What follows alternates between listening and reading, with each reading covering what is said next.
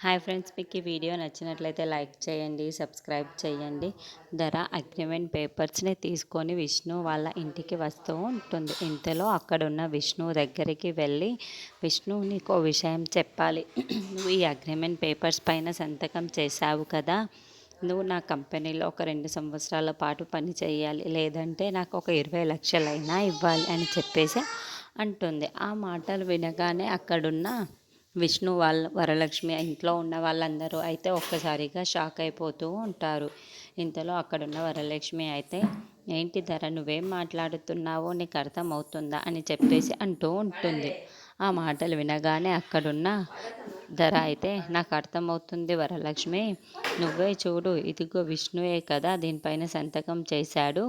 ఈ అగ్రిమెంట్ ప్రకారం నా దగ్గర 2 సంవత్సరాల పాటు పని చేయాలి, లేదంటే నాకు ఒక 20 లక్షలైనా ఇవ్వాలి అని చెప్పేసి అంటూ ఉంటుంది.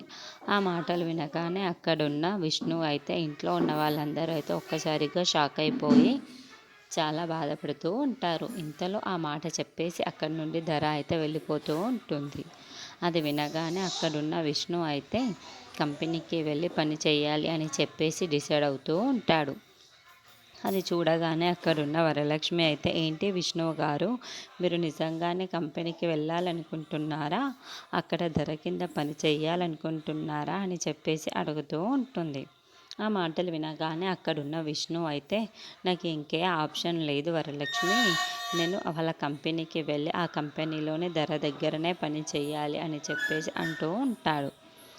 నేను ఇంకా ఏమీ చెయ్యలేదు, ఇదే చెయ్యగలను అని చెప్పేసి చాలా బాధపడుతూ అంటాడు. ఆ మాటలు వినగానే అక్కడున్న వరలక్ష్మి అయితే, ఏంటి విష్ణు గారు, నిజంగానే కంపెనీకి వెళ్ళి పని చేయాలనుకుంటున్నారా అని చెప్పేసి అంటూ ఉంటుంది.